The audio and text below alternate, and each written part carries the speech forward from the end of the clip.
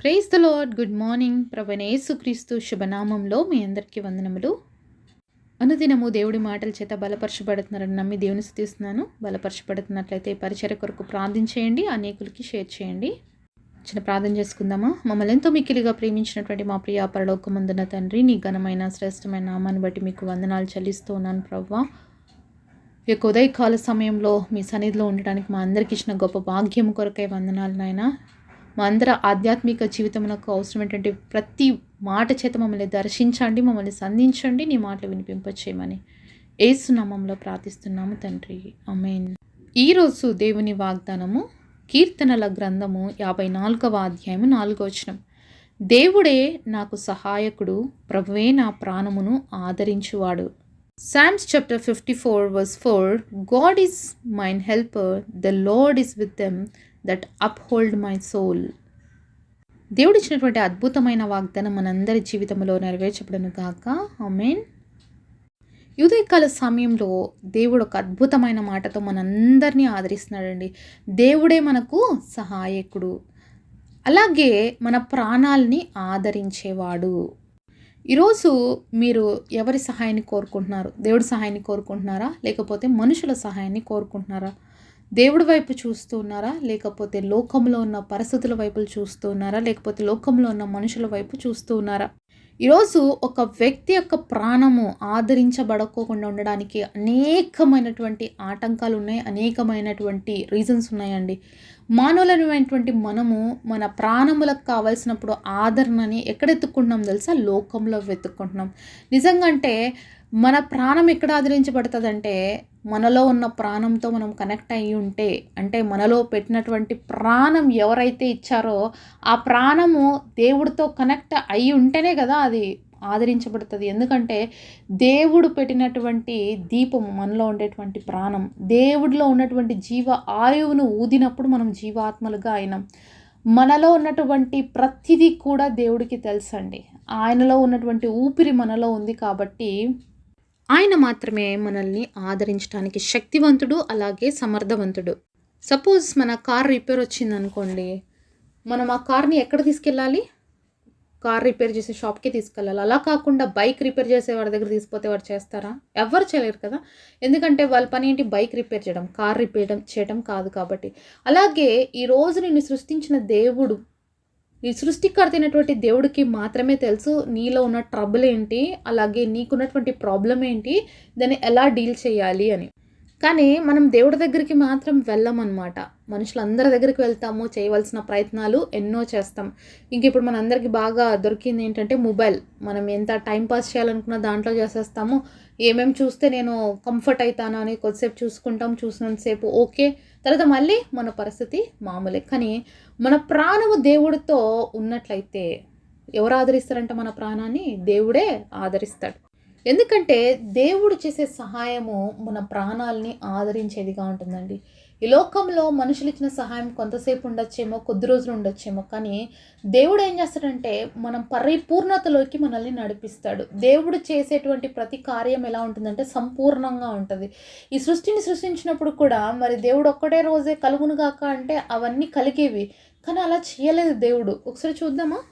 ఆదికాండం 1వ అధ్యాయము కొన్ని వచనాలు చూద్దాము. ఆదియందు దేవుడు భూమి ఆకాశమును సృజించెను, భూమి నిరాకారముగాను శూన్యముగా నుండెను, చీకటి అగాధ జలము పైన కమ్మి ఉండెను, దేవుని ఆత్మ జలముల పైన అలడుచుండెను.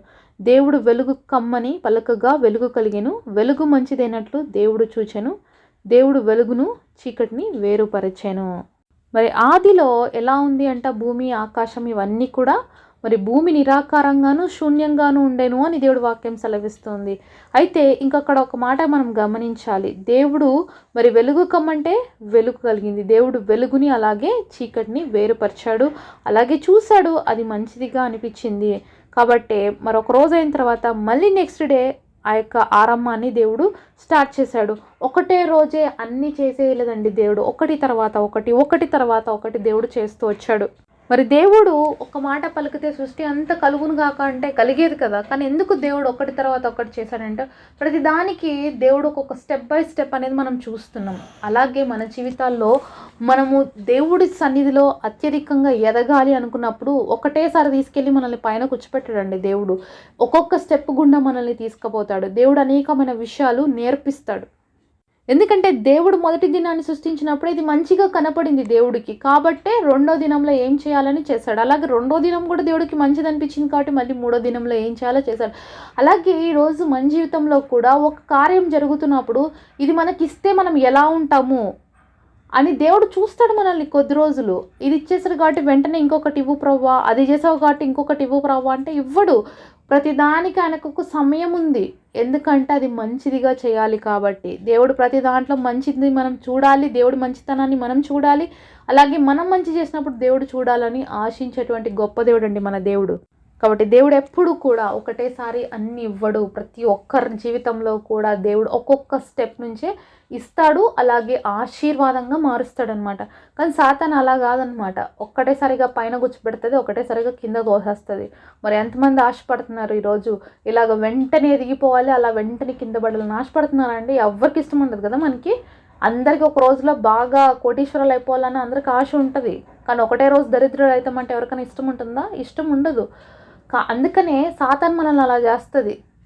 కానీ దేవుడు అలా చేయడు. ఒక్కొక్క మెట్టు దేవుడు ఎక్కిస్తూ ఉంటాడనమాట మనల్ని. అలా మెట్లు ఎక్కుతూ పోతున్నప్పుడు ఆ ప్రయాస ఎంత అర్థమవుతుంది. కాబట్టి తర్వాత మన జీవితకాలం మనము హ్యాపీగా ఉండగలుగుతాము. చాలా విషయాలు అనుభవపూర్వకంగా నేర్చుకుంటాం అనమాట. మరి చిన్న బిడ్డలకి మరి 10 రూపీస్ ఇచ్చేసి ఖర్చు పెట్టానంటే వాళ్ళు ఇష్టం వచ్చినట్లు ఖర్చు పెడతారండి. అదే మనకిస్తే ఎంత జాగ్రత్తగా ఖర్చు పెడతాం కదా. అలాగే అనమాట. దేవుడికి తెలుసు ఎవరికి ఏ సమయంలో ఏది ఇస్తే ఎలా ఖర్చు చేస్తారు, ఏ సమయంలో ఏది ఇస్తే బాగుంటుంది అని. కాబట్టి దేవుడు తగిన సమయంలో మనకి సహాయం చేసేటువంటి గొప్ప సహాయకుడు. అంతేకాదండి, మన ప్రాణాలని ఆదరిస్తాడు. ఏ సమయంలో ఏది ఇవ్వాలో అది ఇస్తాడు. కాబట్టి మనకి దేవుడు ఆటోమేటిక్గా మన ప్రాణం ఏమైపోతుంది, ఆదరించబడుతుంది. ఎన్ని మాటలు ఈ లోకంలో వాళ్ళు చెప్పినా, ఎన్ని మాటలు ఈ లోకం వస్తువుల నుంచి మనం విన్నా కూడా మన హృదయం కానీ మన మనసు కానీ చాలాసార్లు కంఫర్ట్ అవ్వదు. ఎందుకంటే మన ప్రాణమునకు కర్త కర్మ క్రియ అన్నీ ఎవరంటే దేవుడు. కాబట్టి ఆయన ఒక్క మాట చెప్తే చాలు. ఎందుకంటే సృష్టిలో కూడా ఒకే ఒక్క మాట చెప్పినాడు అన్నిటికీ. మరి ఆ కలుగును గాక అంటే అన్నీ కలిగిపోయినా. అలాగే ఈరోజు మన జీవితంలో కూడా జరుగును గాక అంటేనే అన్నీ జరిగిపోతాయి. కాబట్టి మనము అంతలా కలవరపడుతూ బాధపడుతూ దిగాలుగా కూర్చొని ఏడ్చేవారిగా, వారు రోధించేవారిగా, అనేక సార్లు బలవంతం చేసేవారిగా ఉంటాం కదా దేవుడి సన్నిధిలో మొరపెట్టాలండి, ఏడ్చాలి, కన్నీరు కార్చాలి. అలా కాకుండా ప్రభువా నీ ఇష్టం మాత్రమే నా జీవితంలో జరగాలని మనం కోరుకోవాలి, కానీ మన ఇష్టం జరగాలని మాత్రం దేవుడిని అడగకూడదు. ఎందుకంటే మన ఇష్టం మనకి ఏం చేస్తుంది, నష్టాన్ని కలిగజేస్తుంది. కానీ దేవుడి చిత్తం మనకి ఏం చేస్తుంది, ఆశీర్వాదాన్ని తీసుకొస్తుంది అనమాట. కాబట్టి మనం ప్రార్థనలో దేవుడితో కన్నీరు కారుస్తున్నప్పుడు ప్రభువా నీ చిత్తం అయితే సహాయం చేయండి, ప్రభువా నీ చిత్తం అయితే మాకు ఇవ్వండి అని అడగాలి.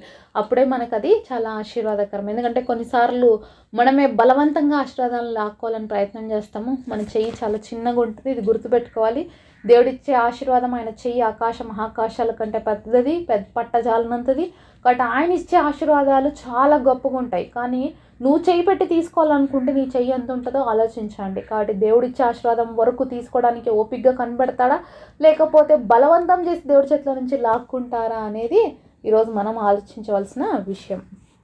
మరి దేవుడిచ్చేటువంటి ఆ గొప్ప సహాయాన్ని పొందుకొని నిరంతరము తరతరాలకు మనము ఆశీర్వాదకరంగా ఉండడానికి దేవుడు ఎప్పుడు మనల్ని ఇష్టపడతారనమాట. మరి దేవుడి బిడ్డల యొక్క ఆశీర్వాదం ఒక రోజుతో గతించిపోయేది కాదు, పిల్లల తరం వరకు ఉంటుందండి. అలాగే దేవుడు మనల్ని ఈరోజు ఆశీర్వదిస్తే మన తరాలు కూడా మన వెనక ఆశీర్వదించబడతాయి. అంత గొప్ప ఆశీర్వాదాన్ని దేవుడు ఇవ్వాలని ఎప్పుడు మన కొరకు ఎదురు చూస్తూ ఉంటాడు.